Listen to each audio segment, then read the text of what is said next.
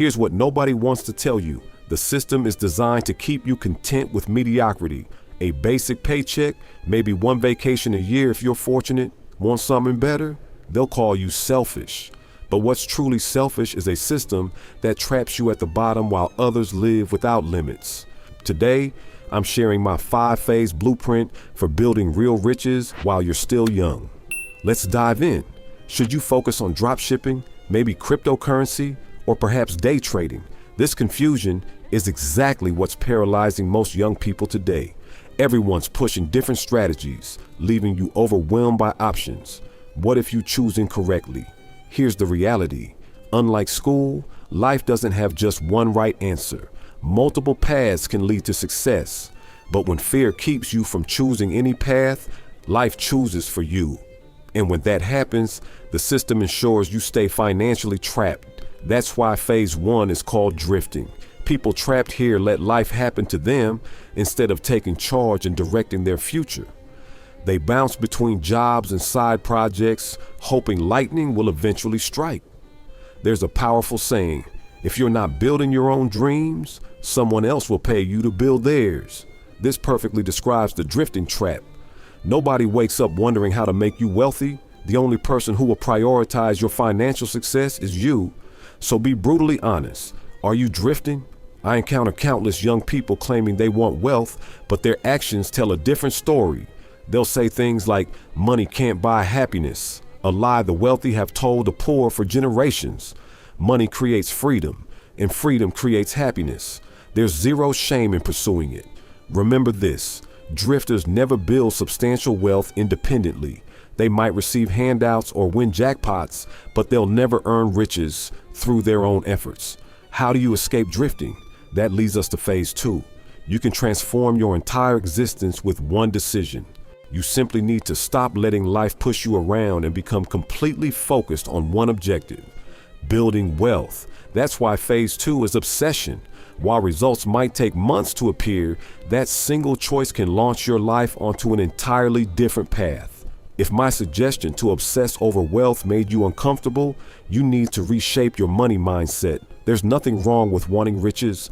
The truth is, money lets you live by your own rules and avoid being controlled by others. But achieving this requires obsession. Many young people I meet think they desperately want wealth, but they're actually just unfocused. They claim they want riches while simultaneously trying to learn instruments, train for marathons, and master foreign languages. Imagine someone saying they want to become a professional athlete while juggling all those other pursuits. You'd probably laugh. Athletic success is challenging enough without adding 12 other goals. Wealth building is something only a tiny fraction of people ever achieve. Why do you think you can succeed while chasing countless other objectives? From personal experience, if I hadn't laser focused on wealth creation in my early years, I wouldn't be a multi-millionaire today. But obsession alone won't get you there. You need to figure out how you'll actually generate income. That brings us to phase 3. The reality is you earn money proportional to the value you provide. You're not wealthy yet because you haven't developed enough value. So how do you become more valuable? This is where most people get stuck. They think they need revolutionary business concepts or the next cryptocurrency moonshot. But innovation isn't required. You just need to find something that's currently working for others and ask yourself, how can I do this too? The fastest way to master money-making skills is finding someone ahead of you and uncovering their proven system. Great options include video editing, dropshipping, negotiation, content creation, or e-commerce. That's why phase 3 is discovery. When I was considering opening my first hobby shop in my 20s, I didn't just jump in blindly. I got a weekend job at a local shop. Sure, it provided extra income, but the real value was discovering their exact success blueprint. I absorbed everything, asking questions, observing customers, noting what worked and what didn't. I even spent Sundays talking to customers about their ideal shopping experience. While you probably don't want to open a hobby shop, the principle applies to learning any high-income skill. Find someone who's achieved your goals and discover exactly how they succeeded. It's essentially a cheat code. You get their blueprint, skip their mistakes, and progress faster than they did. This person doesn't need to be famous. Actually, it's better if they aren't, because you know their income comes from skills, not personal branding. You can find them in online communities, social media, even local clubs. That leads us to phase 4. Now it's time to follow your discovered system and start earning. This phase is acceleration. You need extensive practice, so start even if you don't feel completely ready.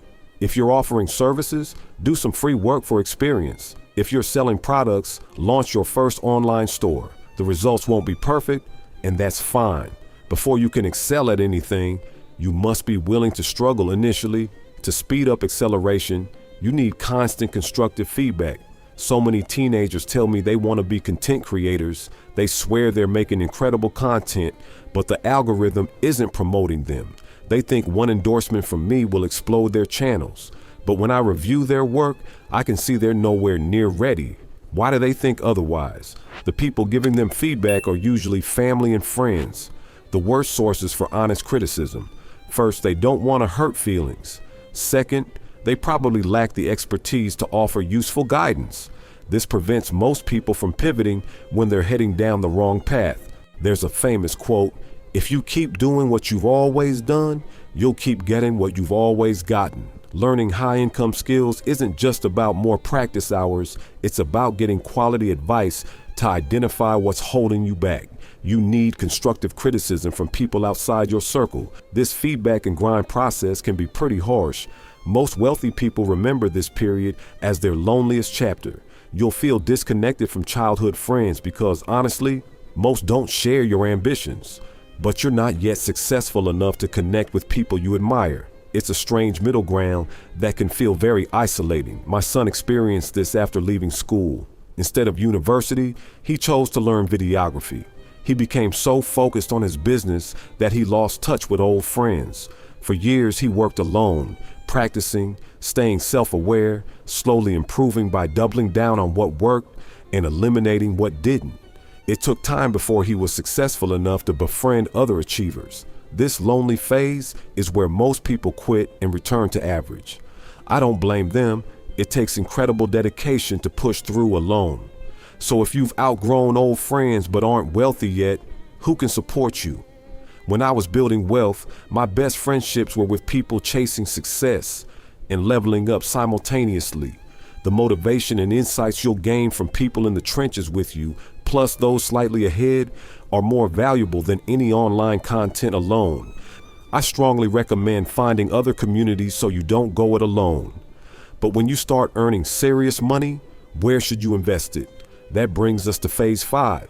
The truth is, your most valuable investment isn't stocks, crypto, or real estate. It's yourself. You are the asset, the one thing you'll possess your entire life, and your skills compound just like money does. This is when your hard work starts paying off. That's why phase 5 is freedom. If you followed a proven system and mastered the required skills, becoming wealthy is inevitable. You'll afford whatever you want, work from anywhere, and never answer to a boss again. I remember reaching this point.